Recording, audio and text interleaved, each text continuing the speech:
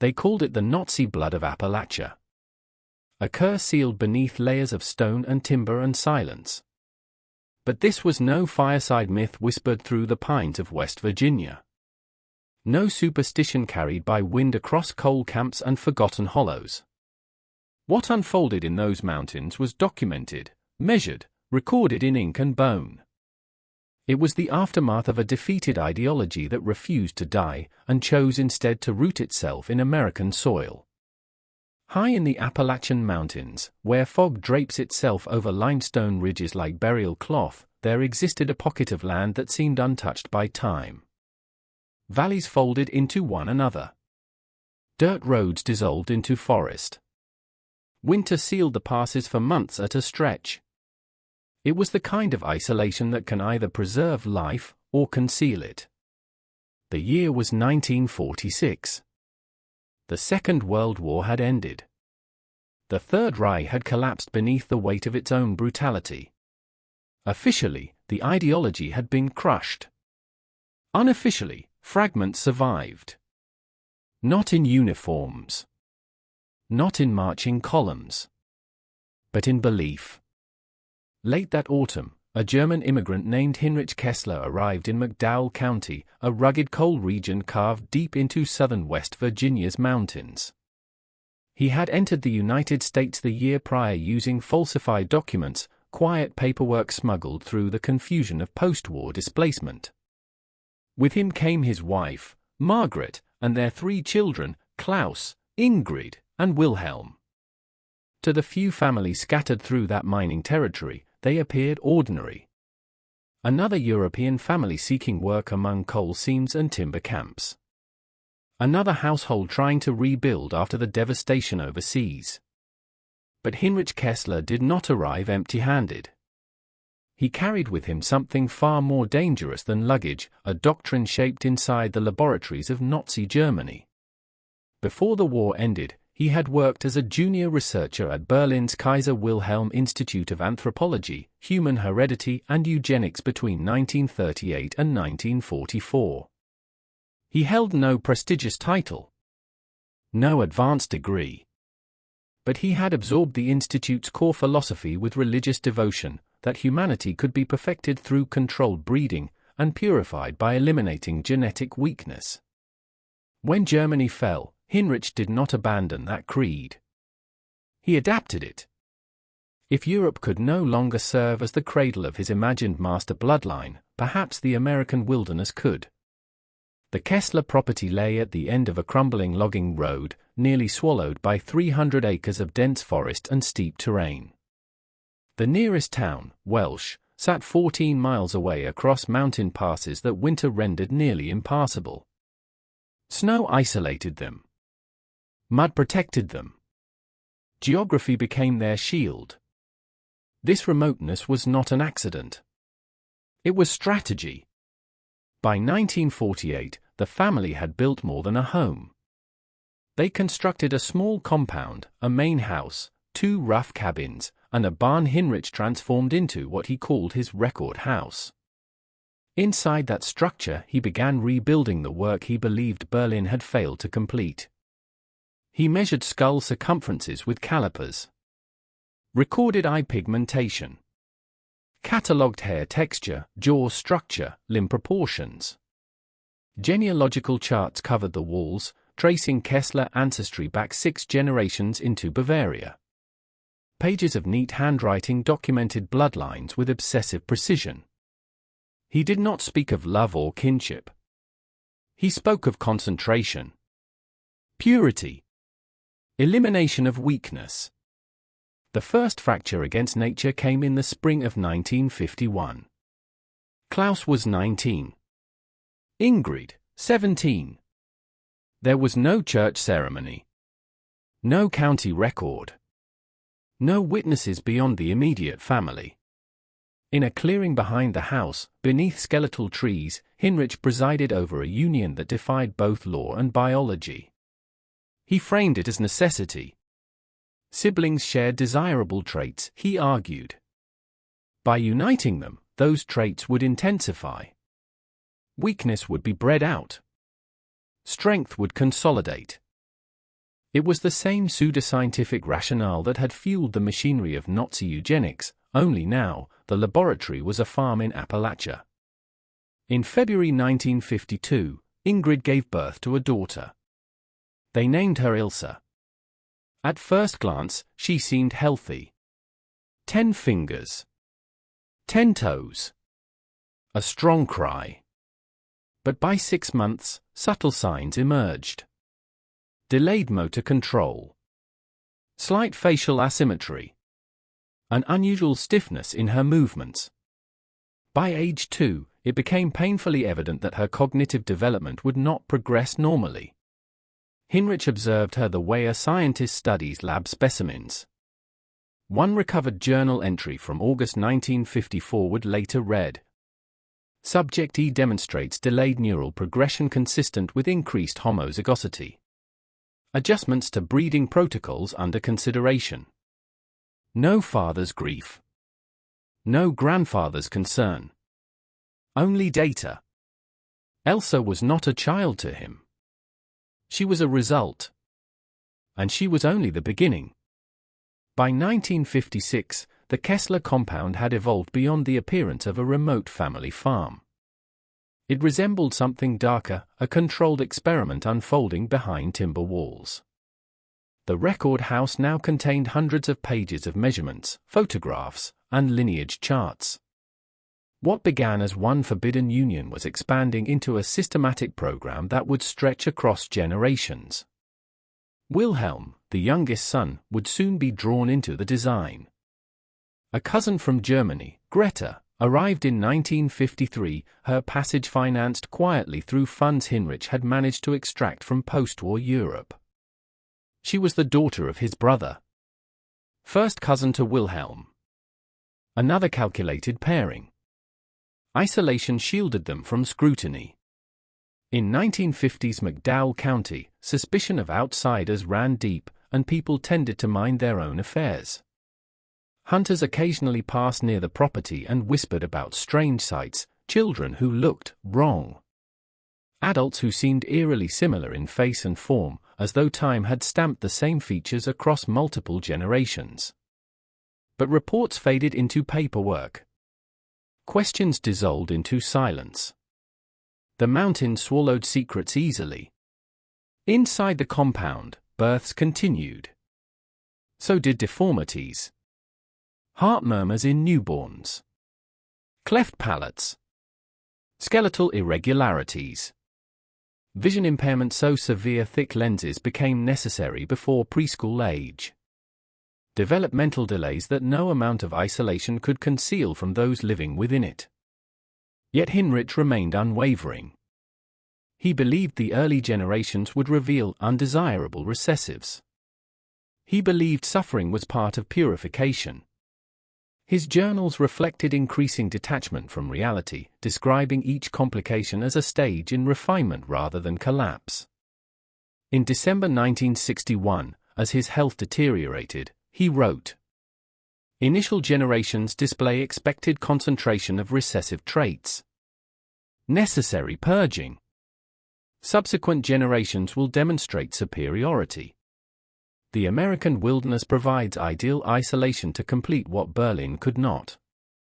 He died 3 months later, in March 1962. But death did not end the experiment.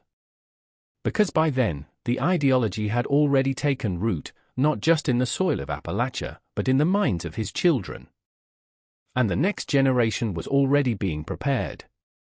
Hinrich Kessler was lowered into Appalachian soil in the spring of 1962. The mountains did not mourn him. The fog rolled in as it always had, indifferent, heavy against the ridge lines. But inside the compound, his absence did not slow the design he had set in motion. If anything, it hardened it. Margaret Kessler, quiet, disciplined, unwavering, assumed control. She preserved the record house exactly as he had left it. Journals stacked in chronological order. Calipers wrapped in oilcloth. Genealogical charts pinned to the barn walls like sacred diagrams. What had once been her husband's obsession became her inheritance. By the mid-1960s, the second generation had reached adulthood, and the unions tightened. Elsa, the first child born of Klaus and Ingrid's sibling pairing, had grown into adolescence with profound cognitive limitations. She required supervision for nearly every daily task. Her speech was fragmented, her comprehension shallow. Yet in 1965, Margaret arranged her union with Wilhelm, Elsa's own uncle. The mathematics of that relationship were devastating. Where siblings already shared roughly half of their inherited genetic material, an uncle-niece pairing narrowed the pool further. The resulting child would carry a concentration of shared ancestry rarely seen outside theoretical models. In 1966, Elsa gave birth to a daughter named Frida. She was the most visibly affected child yet. Seizures began within weeks. Her hearing was partial at best. Her facial proportions were so distorted that medical examiners would later struggle to classify the abnormalities in standard diagnostic terms. Her skull shape, jaw alignment, and limb formation suggested multiple overlapping recessive disorders expressing simultaneously. Margaret documented everything: seizure frequency, muscle tone, growth measurements, even the pitch of Frida's cry. The language in the journals remained cold, technical, stripped of humanity. Meanwhile, Wilhelm and Greta's twin sons, Otto and Ernst, were approaching adolescence. Both had already shown early signs of genetic strain, severe vision impairment, developmental delays, unusual skeletal structure in their hands and feet. Otto's cleft palate made clear speech nearly impossible. Ernst struggled with balance and coordination. Yet instead of halting the program, Margaret accelerated it. In 1968 and 1969, separate unions were arranged between each twin and their half-sister Helga, a daughter born from Klaus and Ingrid's continued sibling reproduction. Helga herself had been born with severe skeletal abnormalities. She walked only with assistance. Her spine curved sharply. Her hands were malformed. Still, she was considered viable within the closed system of the compound. By now, the genetic pool had narrowed to a suffocating degree. Children were being born to parents who were themselves products of close relative pairings. The coefficient of inbreeding, a scientific measure of genetic similarity through shared ancestry, climbed to levels typically seen only in the offspring of identical twins. Between 1967 and 1975, 12 children entered the third generation of the Kessler lineage. Only 7 survived beyond infancy. Every one of them carried visible signs of biological collapse. 3 were born with congenital heart defects. Margaret attempted crude interventions herself, having ordered medical textbooks through mail from Charleston. In the dim light of the record house, she performed makeshift procedures with sterilized farm tools and handwritten instructions. 2 children died during those attempts. Others exhibited microcephaly, skulls and brains that failed to reach normal size. Several displayed pronounced prognathism, with jaws extending unnaturally forward. Syndactylly fused fingers and toes together in thick, unseparated webs of flesh. Vision ranged from extreme myopia to complete blindness. Hearing impairment was nearly universal. Posture was affected. Gait was unstable. Fine motor control was severely limited. But the cognitive impact proved even more profound. Many of the third-generation children were incapable of processing complex language. Some never developed functional speech. Several required constant supervision for basic survival, feeding, hygiene, mobility. The compound had become something that no longer resembled a family. It was a living case study in what occurs when genetic diversity is systematically eliminated. Outside the valley, life in McDowell County moved on. Coal trucks groaned along narrow roads. Church bells rang on Sundays. Hunters passed through timberland during deer season. And occasionally, someone would glimpse a child near the tree line. Coal miners later told the sheriff of strange sightings, children who appeared malformed, adults who looked eerily similar in face and bone structure, as if copied from the same template. There was an atmosphere around the property, they said. A heaviness. A silence that pressed against the senses. But in 1950s and 1960s rural Appalachia, privacy was nearly sacred. Suspicion rarely translated into intervention. Reports were logged, then forgotten. Inside the compound, Margaret maintained order. Births were not registered with the county. No hospital records existed. No school attendance files. The children were never enrolled in public education. They learned only what they were taught within the confines of the family, and most lacked the cognitive capacity to absorb even that. By the early 1970s, the compound housed 23 individuals spanning 3 generations. Food was scarce. Medical care non-existent. Hygiene minimal. The isolation that Hinrich had once cultivated as protection for his ideology now served as camouflage for mounting tragedy.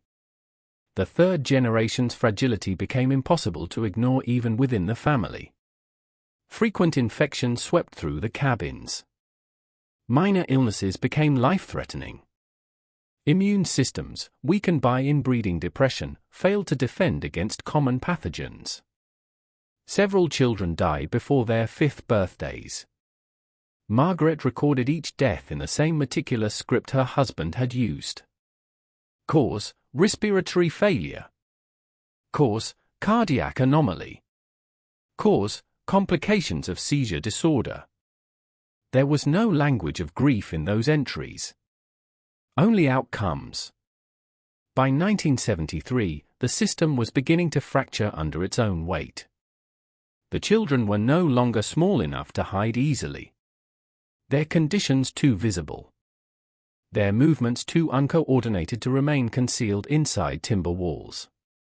And in the spring of that year, someone from outside finally stepped beyond the boundary.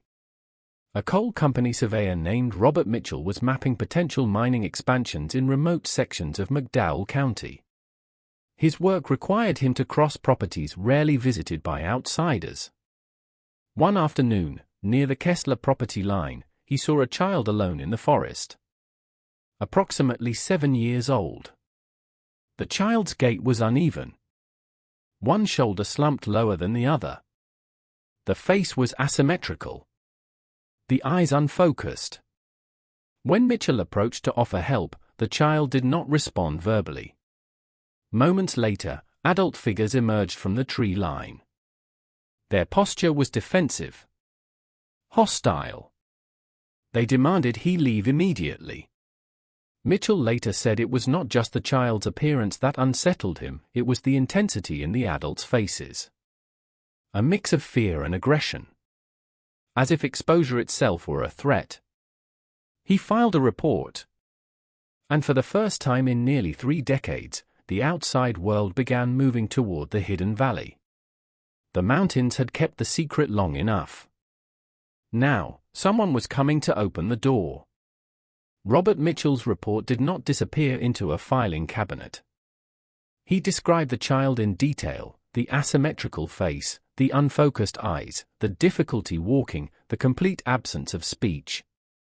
He described the adults who emerged from the woods, their hostility immediate and absolute. And he described the compound itself, partially hidden behind tree cover, sitting at the end of a deteriorating logging road as though it had been placed there deliberately to avoid being found. Within weeks, county officials began preparing a formal visit. On June 12, 1973, Sheriff Thomas Bradshaw drove up the narrow mountain road with a social worker, Eleanor Preston, and a county health inspector. The trip itself took hours. The final stretch required abandoning the vehicle and walking through mud and brush. What they discovered exceeded even their worst suspicions. The compound housed 23 people across 3 generations. The buildings were crude but functional, weathered timber walls, patched roofs, windows clouded with grime. Inside, conditions were stark but not what shocked the investigators most. It was the people. Children with visible craniofacial abnormalities. Limbs misaligned. Eyes unfocused or hidden behind thick lenses. Several children moved with awkward, unsteady gaits. Others did not move at all without assistance.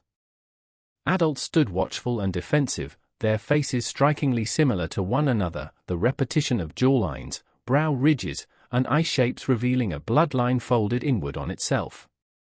Eleanor Preston later documented her observations with clinical restraint. Multiple residents present with physical characteristics consistent with congenital disorders.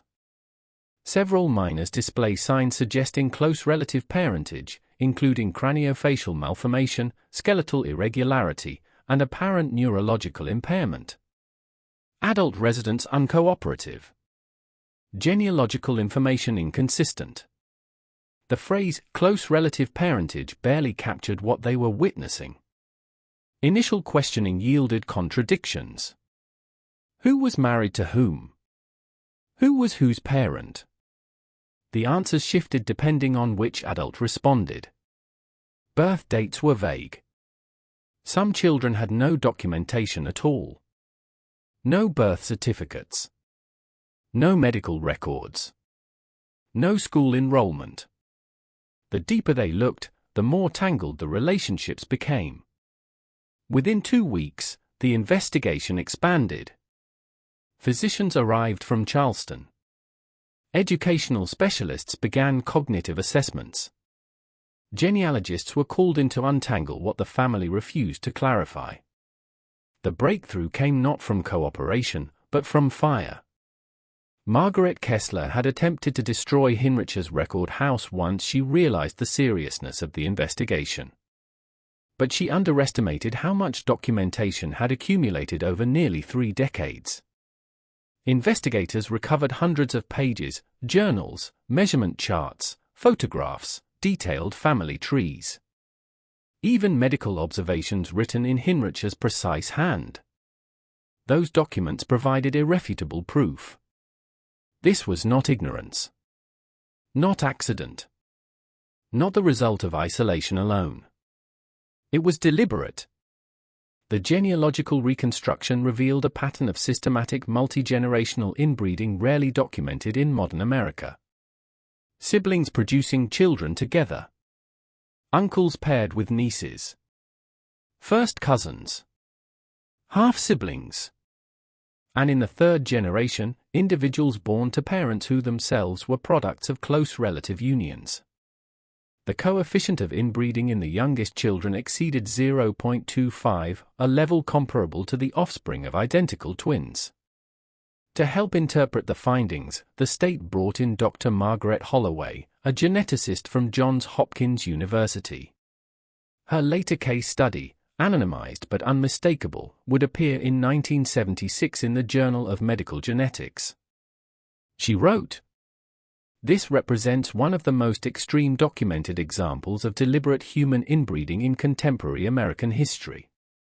The concentration of shared genetic material across successive generations produced predictable and catastrophic expression of recessive disorders. The children exhibited classic signs of what geneticists call inbreeding depression, a broad decline in overall health, resilience, and viability.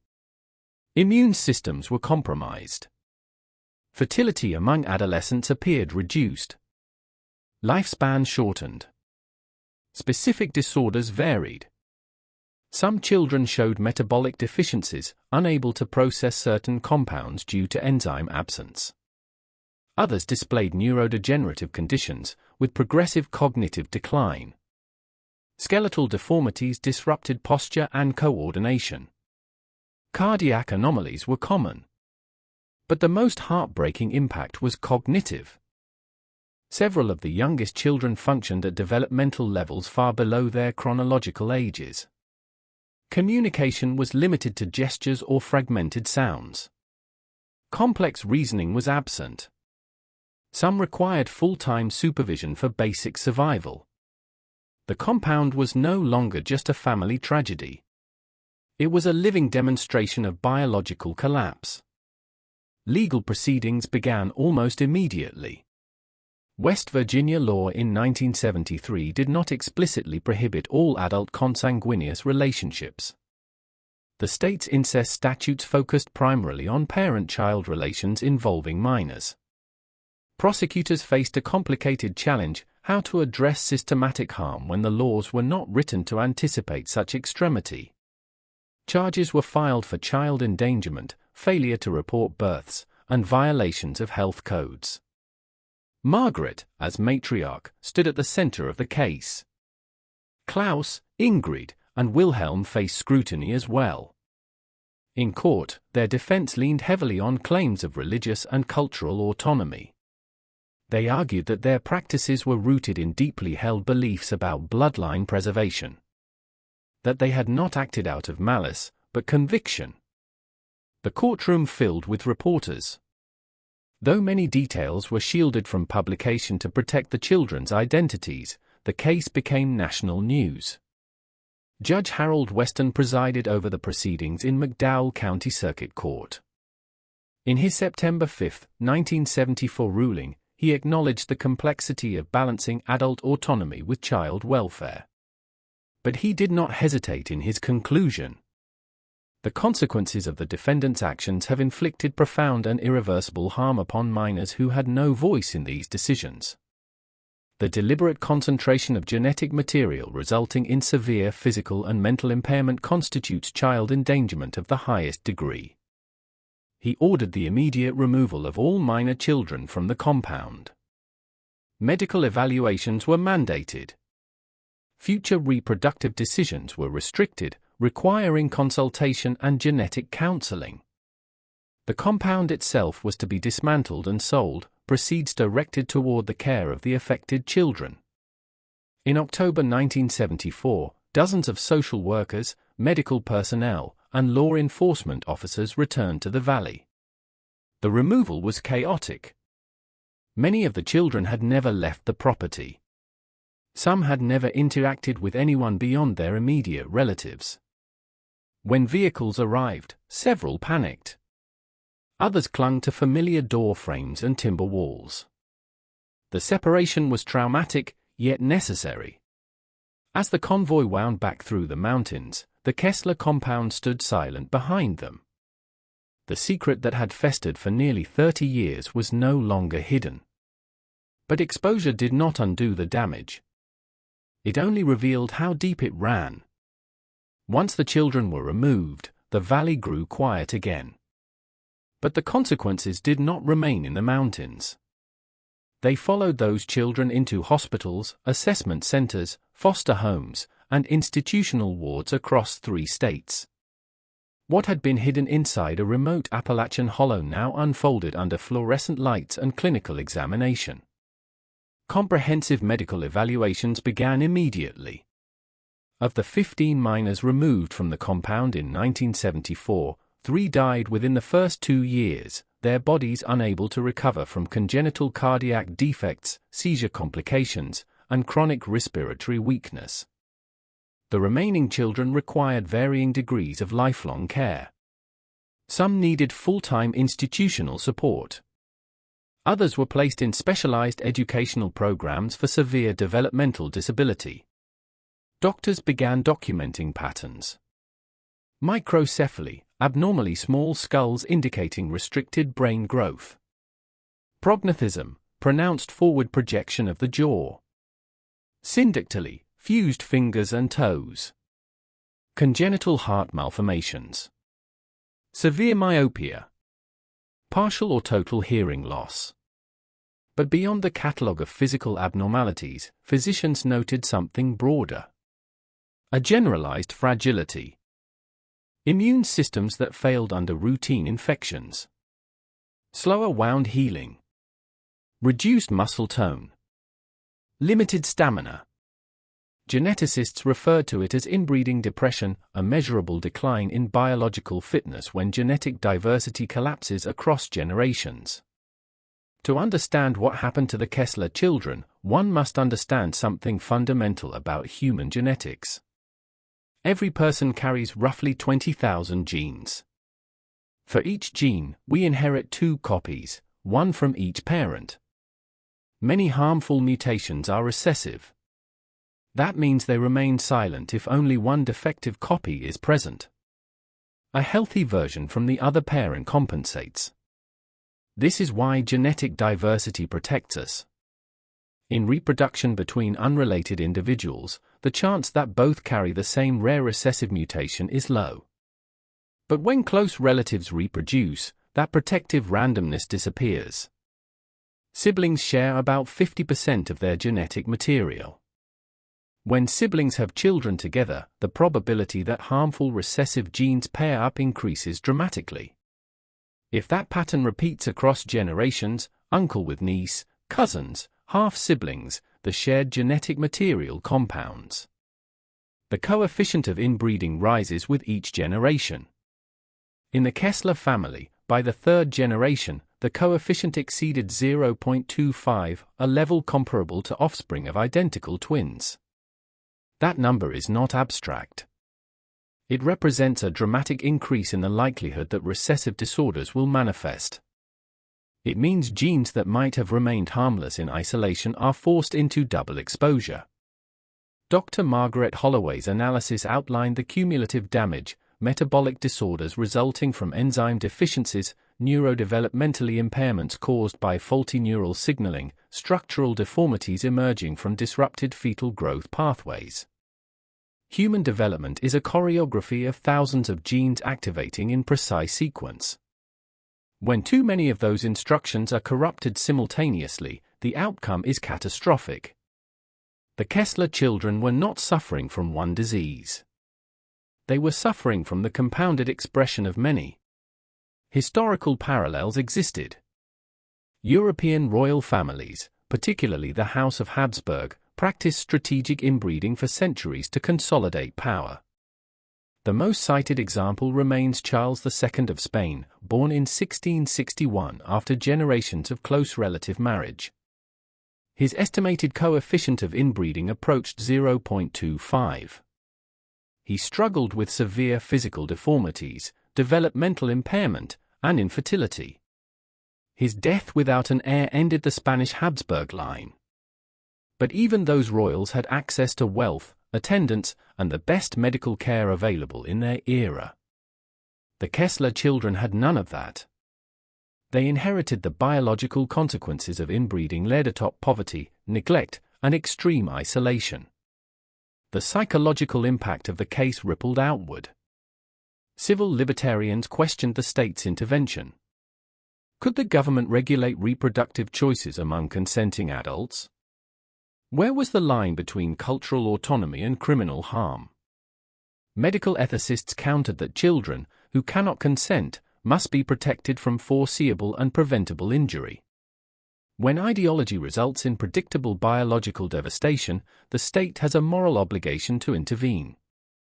Dr. Thomas Brennan, a bioethicist at the University of Virginia, wrote in 1978 that the case represented a collision of democratic values, individual liberty versus protection of the vulnerable. When belief systems produce measurable, generational harm to those unable to advocate for themselves, he argued, society must choose the latter. Meanwhile, the practical challenge of caring for the children proved overwhelming. Foster placements were rare. Few families were prepared to accept children with such complex medical and developmental needs. Many of the Kessler minors required institutional care, yet even facilities designed for disability services struggled to address the unique constellation of overlapping conditions. Developmental pediatrician Dr. Patricia Reynolds later reflected that these children were victims twice over. First, of an ideology that valued abstract genetic purity over human well-being.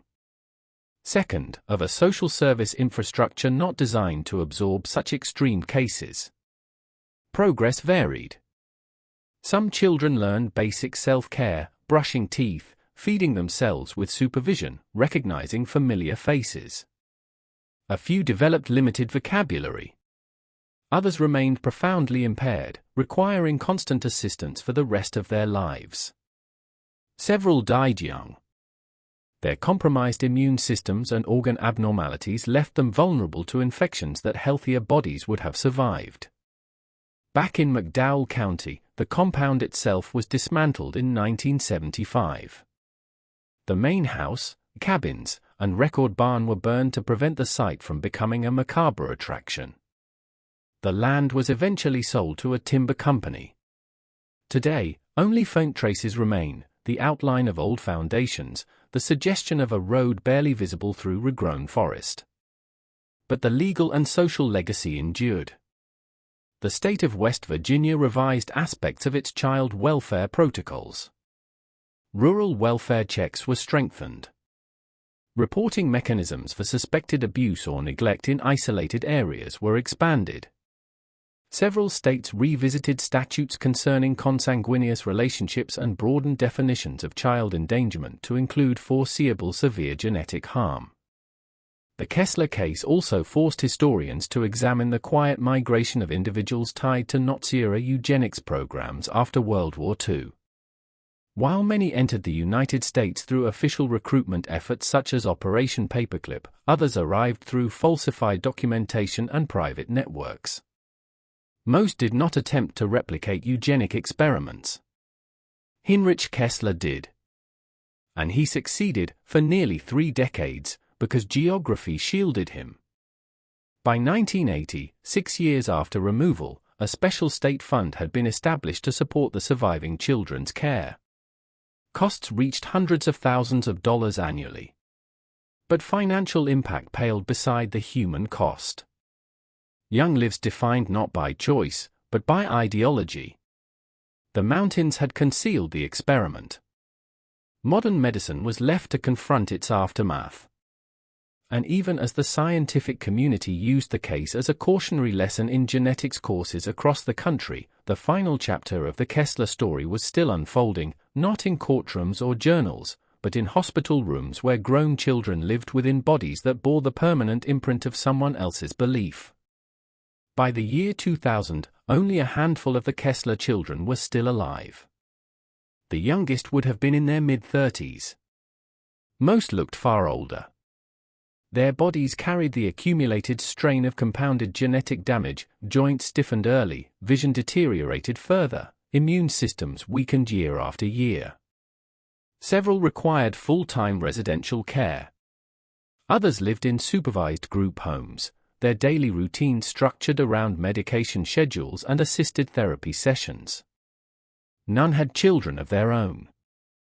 The bloodline that Heinrich Kessler had once sworn to perfect had effectively ended. Not with triumph, but with exhaustion. Margaret Kessler died in 1978. Those who interacted with her in her final years reported that she never renounced the ideology. She maintained that she and her husband had acted out of conviction, not cruelty. That the suffering of early generations was, in her mind, a necessary stage in refinement. Klaus, Ingrid, and Wilhelm underwent court-ordered psychological evaluations in the mid-1970s. The findings were complicated. None presented as overtly malicious. Instead, evaluators described individuals deeply indoctrinated from childhood, raised within a closed belief system where genetic purity was framed as moral obligation. In one recorded psychiatric interview, Klaus reportedly said, "Father believed we were preserving the best of humanity. He told us the early problems were expected. That perfection takes time." He expressed remorse. But remorse does not reverse biology. The compound itself was demolished in 1975. The main house burned. The cabins reduced to ash. The record house, once filled with charts and calipers and handwritten measurements, destroyed so the site would not become a spectacle for the morbidly curious. The land passed into private timber ownership. Forest reclaimed the clearings. Foundations crumbled. The logging road eroded into undergrowth. If you stand in that valley today, you would see nothing unusual. Just trees. Just fog. Just another hollow in the vast folds of the Appalachian Mountains. But the story did not disappear with the buildings. Medical schools incorporated anonymized versions of the case into genetics curricula. Law schools analyzed the legal gaps it exposed. Child welfare agencies cited it when advocating for stronger oversight in isolated communities. The tragedy forced uncomfortable questions. How had this persisted for nearly 30 years? How many warning signs had been dismissed as none of our business? How often had geography been mistaken for privacy? At what point does personal freedom become preventable harm? The scientific lessons were clear. Genetic diversity is not a weakness to be eliminated. It is a safeguard, a buffer against the silent accumulation of recessive mutations. Human societies across cultures developed taboos against close relative reproduction not from superstition alone, but from long observation of consequence. The Kessler case transformed abstract genetic theory into visible reality. Beyond science, however, lay the ethical reckoning. Dr. Thomas Brennan of the University of Virginia once described the case as a collision between values, individual liberty and collective responsibility. In democratic societies, autonomy is cherished. But children are not autonomous. They do not choose ideology. They do not volunteer as proof of concept. The Kessler children were born into a design they never consented to. Some social workers who remained in contact with them for decades described moments of small triumph, a child learning to tie their shoes at age 20. A young adult recognizing a caregiver's name. Laughter during music therapy sessions. But these were modest victories carved from enormous limitation. Several of the surviving children died in their 20s and 30s from complications linked to congenital heart defects and neurological decline. Others continue to live quietly in state-supported facilities, their identities protected. Their story is rarely told in full. Yet its implications remain urgent. Because the horror was not supernatural. It was not folklore. It was not born from poverty alone, nor ignorance alone. It was constructed, deliberately, from an idea. An idea imported from a defeated regime across the Atlantic. An idea shaped inside institutions like the Kaiser Wilhelm Institute of Anthropology, Human Heredity and Eugenics, where pseudoscience masqueraded as progress. An idea that believed humanity could be engineered through exclusion, through narrowing, through purification. Isolation gave that idea room to operate. The mountains shielded it. Silence enabled it.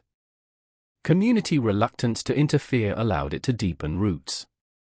When the state finally intervened, it did so late. Necessary, but late. The cost of that delay was written in hospital charts and developmental assessments. It was measured in shortened lifespans and constrained potential.